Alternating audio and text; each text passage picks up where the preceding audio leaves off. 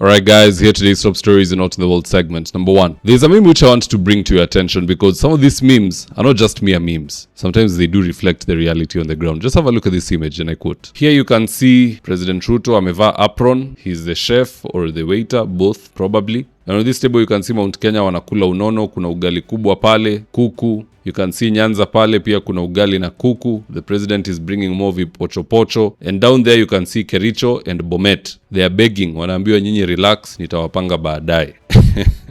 This is a very accurate meme. But the only difference I would make ndo ikue accurate, I would remove Nyanza from the table, niwaeke hapa chini na Kericho na Bomet. Because they are also getting no development from this administration. And I'll prove it to you. Let's start off with the president's backyard, mahali ya 2-term. Roll the tape. Mheshimiwa Mutai, tulikuchagua utufanyie kazi. Ama igergine u barabara nebo Kiambereri ya Chepsir akilenje 2-term. Maboisie chono na mwonjorwenyun 1-term. Eche ngeruwe kema kongwanen kubesoi kosipke ak barabara neya. Ane ko kisiran barabara, mami kiy age, mami chi age noyochini kibarua nema orani. Kila betut ko lazima amang daily acheng daily meal ana chekiame. Masome chito rabishek lakini amoche keyoiwon oret soboisien oranoto akane amandaen chekiame ak amutu customer ex kwamis lagok. Ane ko makonyo akese amu ya oret. Ndama ya oret ko to kirokese. Wania, imagine ka lupchan, mami ele malupchani en borto kosipke ak barabaret neya. Ama this is the only way nemondo kongeten kibore Kiambereri ya Chepsir. Oret nobune kila betut, mami oret age, mami shortcut. Nimetoretech ot en yu yanegen. My friend, makiyani ngalechon kabisa. Toretech anan tomemoe toretech imwa kazi nekikileweni. Nyanza pia wanadanganya wako hapo juu ya meza na wako chini. Just have a look at this poor service. Mike ya ukweli. Hapa niko wapi? Hapa ni Homa Bay County. Hii ndio njia inapeleka ule CS kutoka Junction Koguta mpaka wapi? Mpaka huko Gwasi. Na hapa ndio koya ya 2-term. Hapa ndio wasama ni 2-term. Manze njia ni mbaya. Hii ni njia, hii si shamba la ndizi, hii ni njia. Hii ni njia. So hii njia inakaa hivi manze. So kama sisi ni watu wa Mike ya ukweli, tulikuwa tunawaambia manze watu wetu wajaluo, hii ni noma. Hii njia yafaa iundwe na si eti mnabembeleza. Hii yafaa iundiwe tu juu ni ushuru zenu mnalipa. Bi kama krone kwa huo code musi beg for development. You should demand for it because ni do zenu. Si eti eti mko 2-term ya nini? Njia inakaa hivi. Hii ni njia na hii ni highway. Hii highway yafaa mjengewe tu for free. Sisi mnabembeleza, mnaona? So manze, ni noma, ni mbaya. Kama mnashao 2-term, mnashanga sana na nyinyi. Hii ni 1-term. Njia inakaa hivi. Inakaa hivi, 1-term. 1-term for real. So manze, mniambie tu mahali mnataka ujamaa rudi. Kwa nini? Don't beg for development. You demand for it. Kama haezi deliver, mtoi ujamaa. Sawa? Kuna video kadha nitakuwa nawaletea. Meanwhile, these are the roads in Mlima Kenya, in places where hakuna mtu anaishi, hakuna kitu inaendelea, kando ni miti, lakini barabara inakaa namna hii.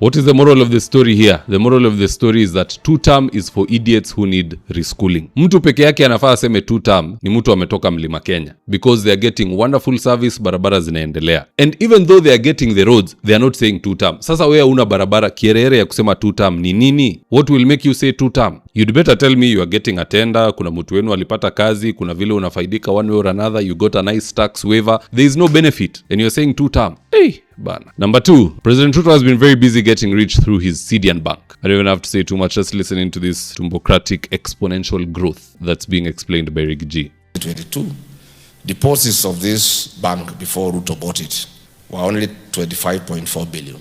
After he bought it in 2023, they increased by 9% to 27.6 billion, reflecting organic growth from the legacy retail and SME base. In 2024, William Ruto's deposits gotten forcibly from the Kenyan workers continued to accelerate and rose to 44 billion shillings, a jump of about 60.8% year on year as the bank began onboarding bigger institutional and government accounts. In the 2025 financial year, the deposit base surged again by 6.29 to 63.0% to a whooping 72.3 billion, nearly tripling the ED 2023 level and leaving CDN with roughly 1.8% of all the industry deposits, a shift largely attributed to a wave of new public sector deposit through conflict of interest and state capture. Even the county government of Nairobi have been forced to take their deposit to CDN Bank. And CDN isn't listed in the NSC, mind you. So even if you wanted to, you can't get in on that action. That one is just for Kasongo to enjoy only. Ukitaka shares, enda Absa, enda KBC, Cooperative, I think how they are in the NSC. Probably paying 2 shillings per share. CDN wakitufungulia hizo vitabu, kuna watu wananyorosha hapo 39 shillings per share. Meaning if you have 1 million shares, you are getting 39 million dividends at the end of the year minus taxes. Number 3, I've always said that one of the worst jobs you can ever do on earth is to become the governor of Nairobi. It's the most useless and fulfilling job. Why so? Because you are governing an ungovernable people. There's a time Osiri alienda akaosha pipeline. The place looked spat clean. Hauwezi ona uchafu. 2 weeks later akarudi na cameraman. You won't believe that there was any cleaning that happened a fortnight ago. And who's doing the dumping? It's the people. It is the local businessmen. Mtu wako hapo na biashara, kakibandoski, anapikia watu nini hiyo nyanya, kitunguu, kila kitu anatupa kwa barabara. Mwingine anatupa soda kutoka kwa balcony. And then you know what's annoying in all this? People always blame the government. They can't blame the people doing it. They can't say let us do better. Just listening to this for instance. Huyu MCA wa hapa amelala huyu ni kama amelala na hatujui ni MCA mgani. Hapa ni kama ni Kware ukielekea Mwindi Mweusi. Hapa ni Kware ukielekea Mwindi Mweusi. Ukitoka hapa Restoration Church ukipanda juu, MCA wa hapa amelala. Na next time tusikupate unakuja kutuomba kura tafadhali. Endelea tu na usingizi. Tunakuomba tu kwa heshima. Uendelee na usingizi, ulale kabisa. You know, I'll give you an example. There's a time nilienda 14 Falls, ile iko towards Kilimambogo. It should be Garissa Road. When I got there, we were looking at the 14 Falls, vile maji inaendelea nini, you know, engaging with nature. There was a couple pale chini, I was watching them. A gentleman and a lady. This lady was drinking a soda, 500 ml black currant, plastic. Akamaliza kukunywa na akatupa ndani ya maji. That is the kind of reasoning that happens with Kenyans. Go check the footbridge across any highway. Utapata chupa ya soda, packet ya sigara, utapata paper bag, hata mtu mwenye anakula miwa anaenda akitupa chini. And then when the squalor becomes too much, we blame the leaders. I can assure you, pick the most filthy part of Kenya. Remove all those people there. Take them somewhere in Japan. And take the same number of people from Japan waeke hapo. And then compare vile Japan inakaa after some time na vile hiyo mahali inakaa. You will come to realize we are the problem. But anywho, hiyo najua kuna watu watani attack, but ni sawa, kila mtu na yake. At the end of the day, guys, that's just my opinion. Do drop me your comments in the comment section below and I'll do best to read them and to give you a response. So with that, here today's ads of the day. If you're still managing rentals using notebooks and caretakers, see how Joel Karangu Maina switched to a system that runs his 76 units automatically. Every month, caretakers traveled to his office with handwritten records. Balancing the math took hours. Payments never merged and tenants never got receipts. Then Joel switched to Bomahat, Kenya's award-winning property management software. Now payments update automatically, receipts go out via SMS, and every report is just one click away. He now runs all 76 units from his phone. No chaos, no confusion. Join hundreds of landlords doing the same.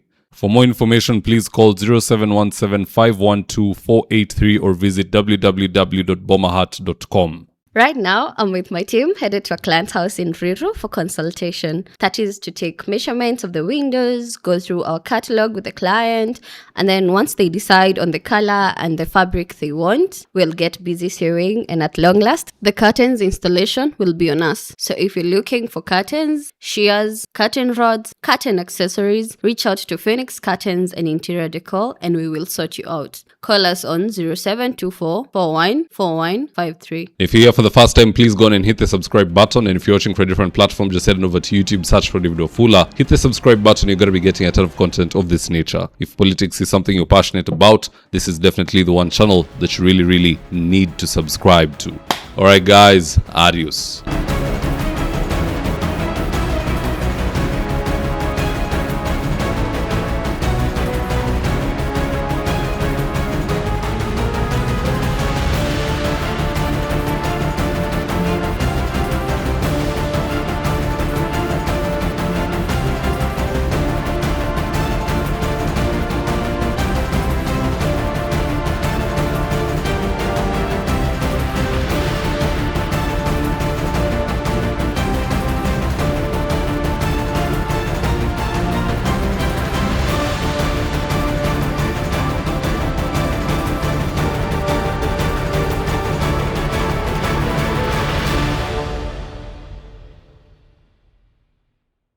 Thank you for choosing David Wafula as your primary news platform.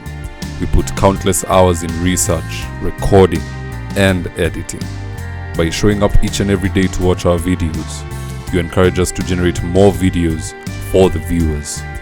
We are on a mission to inform, educate, and build a better tomorrow. To our thousands of followers in a world full of presidents, kings, and queens, you are the real gem. Adios.